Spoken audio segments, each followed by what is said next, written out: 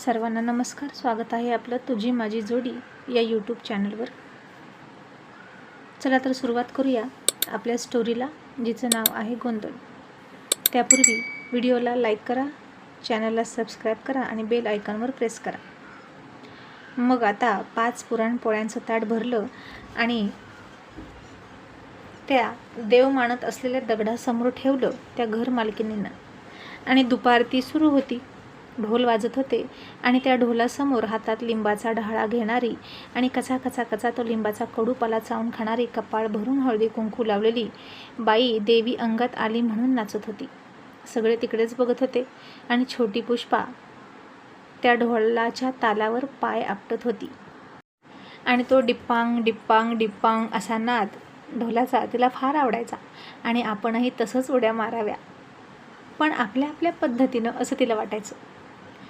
पण आता सरस्वतीनं सांगितलं होतं, असं ढोलाच्या तालावर कोणीही नाचायचं नाही. ज्यांच्या अंगामध्ये देव येतो तेच नाचतात. आणि जर दुसऱ्या कोणी नाचण्याचा प्रयत्न केला तर तो देवाचा अपमान असतो, म्हणून घाबरून पुष्पा नाचत नव्हती. आणि पुरणपोळ्यांची ताटं करून तयार होती. गुळवणीतल्या पोळ्या विरघळून चालल्या होत्या. सरस्वतीची मुलं त्या बायकांच्या ताटाकडं बघायची, पण आता या देवाचं नाचून होत नव्हतं. त्यालाही फारच चेव आला होता. चल बजाव असं म्हणून ती बाई दम खाऊन आणखीन उड्या मारायची. आणि सगळेजण इतर वेळी तिला शिव्या घालणारे, पण आता मात्र भीतीपोटी पाया पडायचे, कारण तिच्या अंगात देव संचारला होता. आणि देवाच्या झाडाला नावं ठेवायची नसतात, नाहीतर देव कोपेल, अशी खेड्यातली अंधश्रद्धा होती. आणि अशीच परिस्थिती प्रत्येक खेडेगावात असते. आणि कधी नव्हे ते सरस्वतीला त्या अंगात देव संचारलेल्या व्यक्तीचा राग येत होता. तिच्या मुलांसाठी त्यांची तोंडं खूप बारीक झाली होती.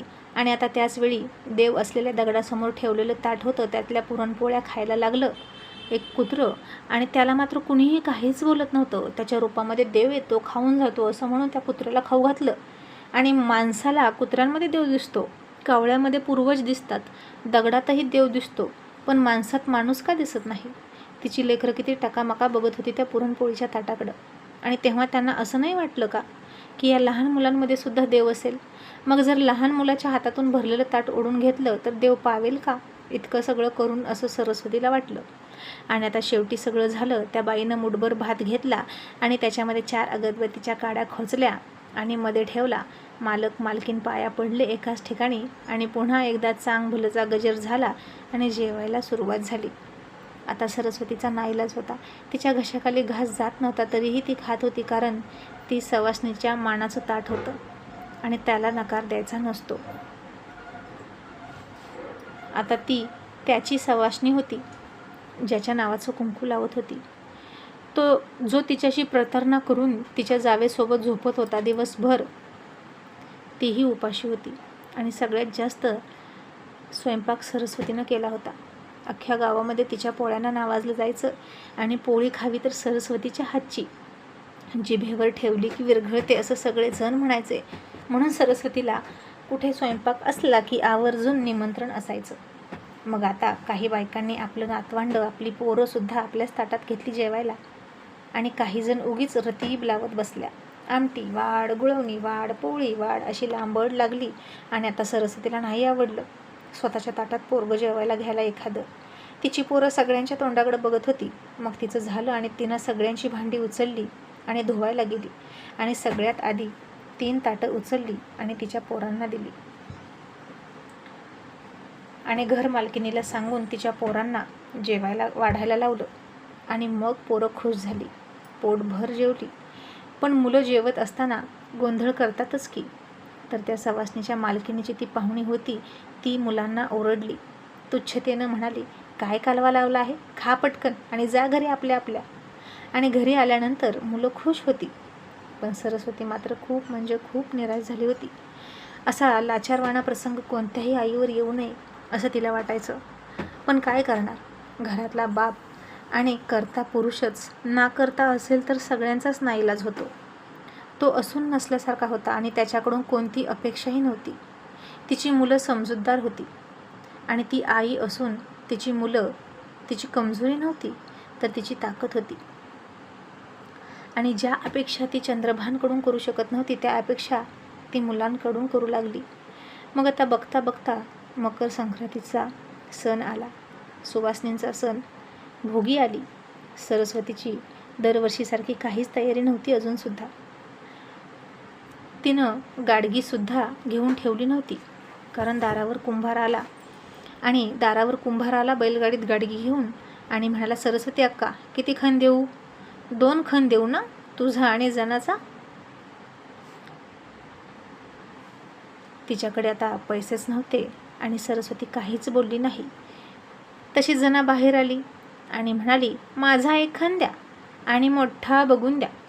आणि तो कुंभार म्हणाला, सरस्वती अक्काचा पण देऊ का? दरवर्षी दोघीचे एकत्र घेता की तुम्ही?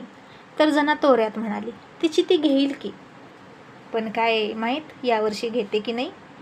कोणाच्या नावाचा वसा मागल ना ती. आता तिच्या नवऱ्यानं तिच्याकडे पाठ फिरवली तर काय करेल बिचारी ती तरी, असं म्हणून सरस्वतीला टोमणा मारून ती निघून गेली. आणि सरस्वतीची सासू तिकडून ओरडली आणि म्हणाली, सरे, अगं तू खण घेतेस की नाही?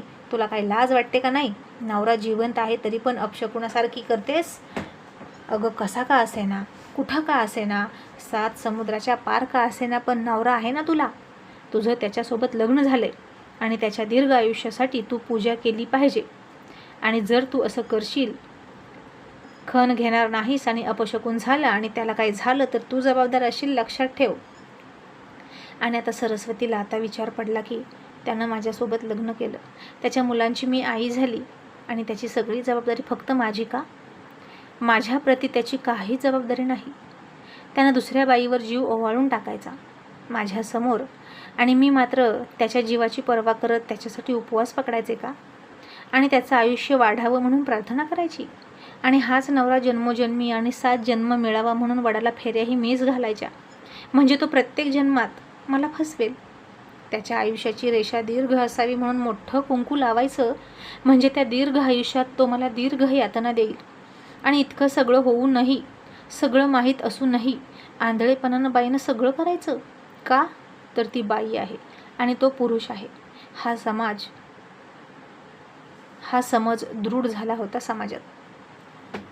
आणि आता सासूनं सरस्वतीला शिव्या द्यायला सुरुवात केली. म्हणून सरस्वतीनं खण घेतला आणि नंतर पैसे देते म्हणाली. आणि ते बघून जना हसली आणि म्हणाली, साधं 20 रुपये द्यायला पण नाहीत होय तुझ्याकडं? आणि किती नाक उचलून बोलतेस, रोज कामाला जातेस ना, मग कुठं जातो गं तुझा पैसा? सरस्वती म्हणाली, तुझ्याकडे आहेत ना, मग गप्प बस. आणि तू फारच कष्ट करून पैसे मिळवतेस ना, हे आम्हाला माहीत आहे, म्हणून तोऱ्यात नाक उचलून बोलू नकोस. आणि जना म्हणाली, पण मला सांग, तू त्या नवऱ्यासाठी दीर्घायुष्य मागशील का, जो त्याचं आयुष्य माझ्यावर कुर्बान करतोय?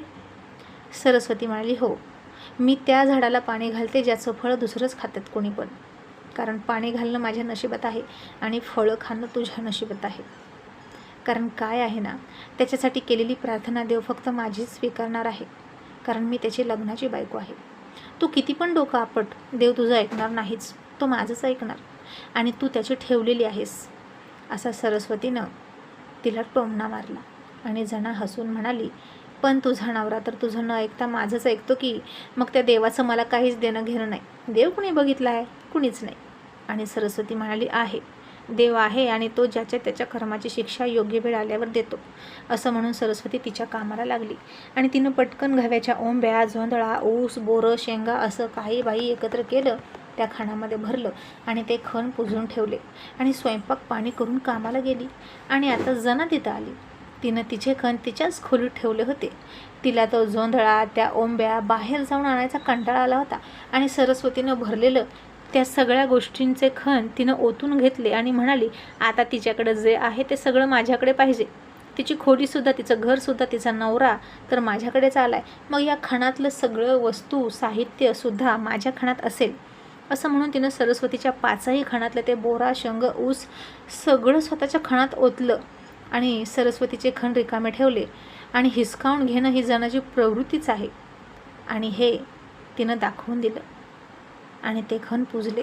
संध्याकाळी जेव्हा सरस्वती आली, तिनं ते सगळं बघितलं, तेव्हा तिला राग नाही आला तिचा, उलट कीव आली जनाची.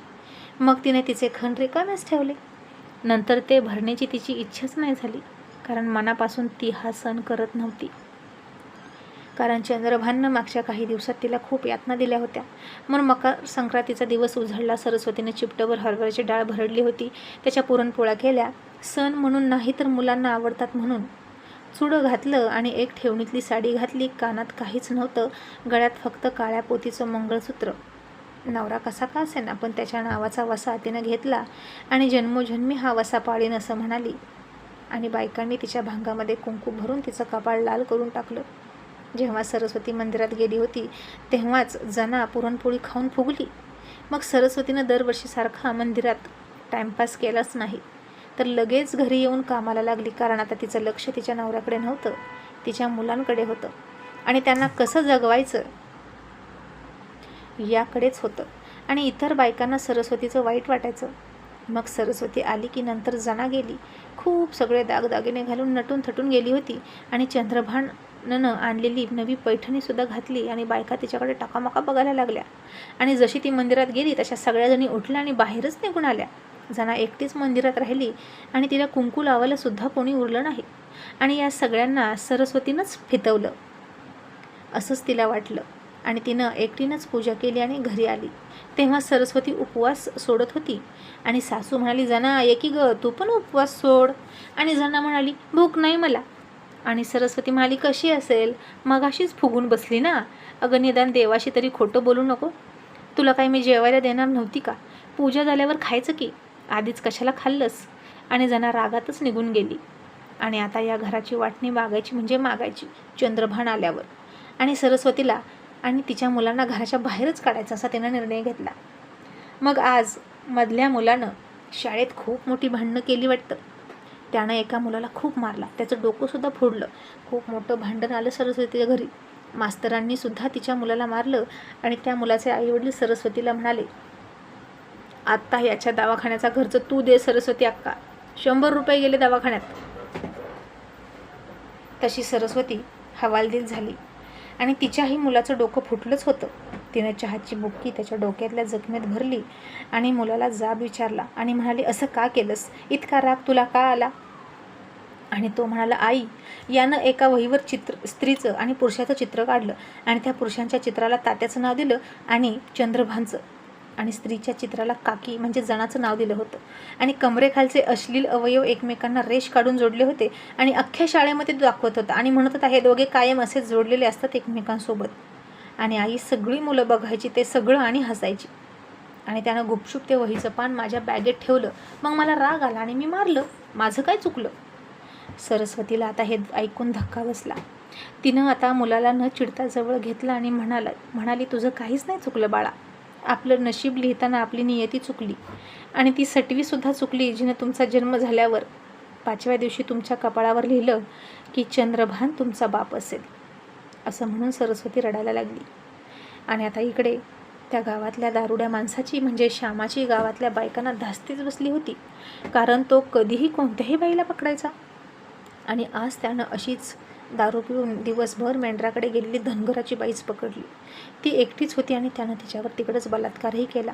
ही गोष्ट आता बघता बघता गावभर पसरली आणि त्याच्या घरीसुद्धा कळलं आणि त्याच्या भावांनी त्याला खूप खूप मारला. त्याचे भाऊ चांगले होते, प्रतिष्ठित होते आणि घरात कुणीच नव्हता असा हा श्यामा होता. आणि त्याचवेळी आता काठ्या कुऱ्हाडी घेऊन धनगराची लोकंसुद्धा त्याला जीव घेण्यासाठी आली. आणि कुठे आहे तो श्यामा हरामी, आता त्याला जिवंत सोडत नाही असं म्हणून त्यांनी कुऱ्हाड दाखवली. तशी त्याची बायको घाबरली. त्यांच्यापुढे पदर पसरून म्हणाली, माझ्याकडे बघून त्याला सोडा. लहान लहान लेकरं आहेत माझ्या पदरात. मला माहीत आहे तिची गेलेली अब्रू भरून येणार नाही, तरी पण मी माफी मागते. घरातल्या माणसांनी पण त्याला खूप मारलाय आणि यापुढे तो घरातनं बाहेरच निघणार नाही असं वचन त्याच्या भावांनी दिलं. आणि गेलेल्या बाईची अब्रू भरून निघण्यासाठी 50,000 रुपये नुकसान दिली. पण आता पैशानं अब्रू भरून निघते का, हेही महत्त्वाचं होतं. पण आता त्या लोकांना तरी काय, पैसा मिळाला आणि सगळं विसरून गेले. पोलिसात जाऊन तेवढंही मिळालं नसतं. शिवाय गरिबी भरपूर होती आणि त्या काळात 50,000 रुपये मिळणे म्हणजे खूप मोठी गोष्ट होती.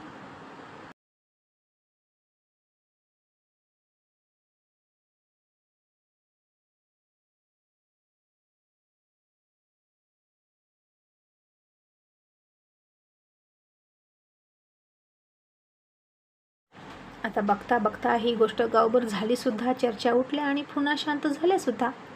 पुन्हा ती बाई मेंढर राखायला जायला लागली आणि श्यामाला मात्र घरातून बाहेर फिरणंच बंद केलं त्याच्या भावांनी. घरातच त्याला दारू द्यायचे आणि तिथेच बस म्हणायचे आणि घरातही तो बायकोला त्रास द्यायचा. ती बिचारी आता त्याच्या त्रासाला कंटाळूनच गेली होती. आणि मग काही दिवसातच त्याच्या थोरल्या भावाच्या मुलाचं लग्न झालं. आता ती नवी नवरी असलेली मुलगी घरात इकडून तिकडे वावरायची आणि आता श्यामाची नजर चक्क सुनेवर पडली. आता त्याची सून काय आणि भावाची सून काय, एकच ना. आणि कायम नशेत असलेला तो तिच्याकडे नशिला नजरेनं बघायला लागला. आणि आता हे त्याच्या बायकोच्या लक्षात आलं. तिनं ते बघितलं आणि ती घाबरली आणि याचं काय करावं तिला सुचेना.